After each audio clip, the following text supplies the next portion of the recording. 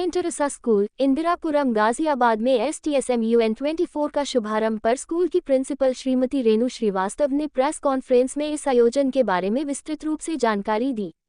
उन्होंने बताया कि इस आयोजन में लगभग NCR के 30 स्कूल और 180 स्टूडेंट भाग ले रहे हैं।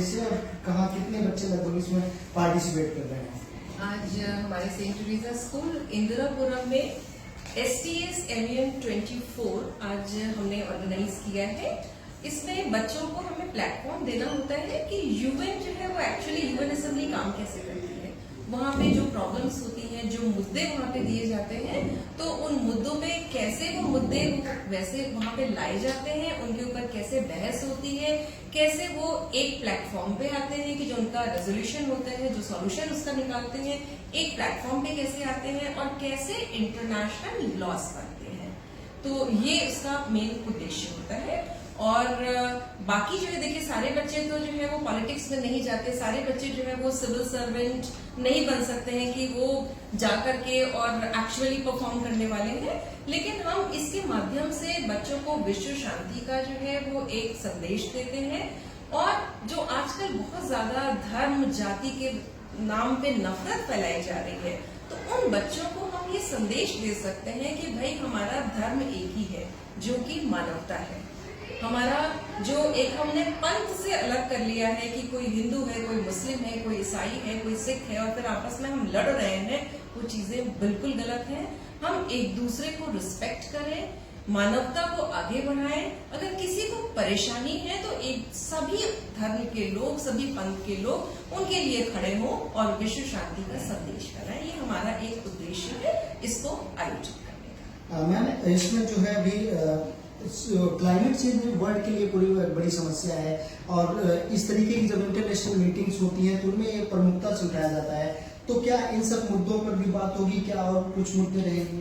जी, इसमें जो है वो एक तो वुमेन की सिचुएशन क्या है ऑल ओवर वर्ल्ड, उस पर हम बात करेंगे, और क्लाइमेट उस पर, क्योंकि गवर्नमेंट का भी बहुत फोकस है और पूरे विश्व का फोकस है इस समय, क्योंकि अगर पृथ्वी को हम अपने प्लैनेट को नहीं बचा पाएंगे तो एजुकेशन सिस्टम में भी SDG गोल्स अब कंपलसरी कर दिए गए हैं कि आपको कोई भी सब्जेक्ट पढ़ाना है उसमें आपको SDG गोल इनकलकेट करने होंगे, उसके साथ ही पढ़ाना है। तो गवर्नमेंट अपना पूरा काम कर रही है, और एज अ टीचर्स हम जो है वो सारे बच्चों को स्पेशल असेंबलीज कराते हैं, उसमें जो है बच्चों को हम इंस्पायर करते हैं कि क्या चीजें हैं, कैसे आप जल का जो है वो बचा सकते हैं, जल को बचा सकते हैं, कैसे अपने वातावरण को आप शुद्ध कर सकते हैं। और यहाँ पे भी एक पॉइंट उसमें ये आएगा, हम उसको SDG गोल्स को भी डिस्कस करेंगे।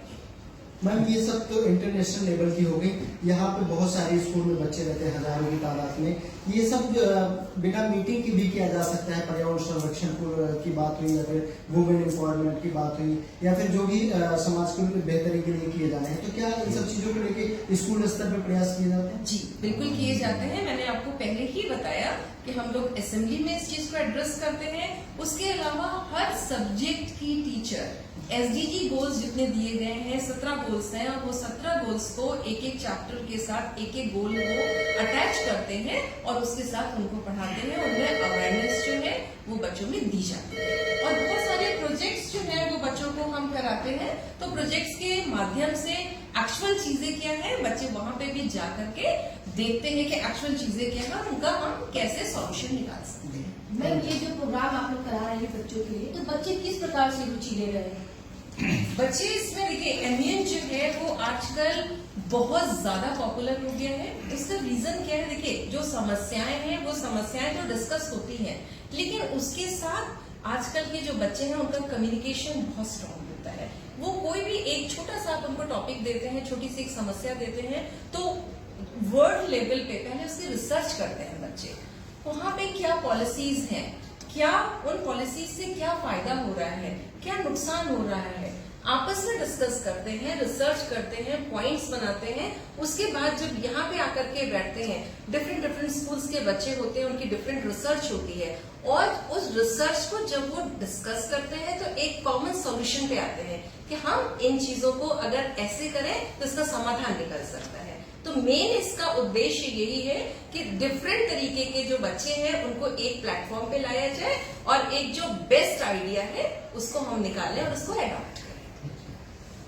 Now, when you mentioned that students are coming over here from different schools, so how many schools are participating in this school? So from Delhi NCR, approximately 30 schools have participated and 180 children have participated in this STS MBA. Okay.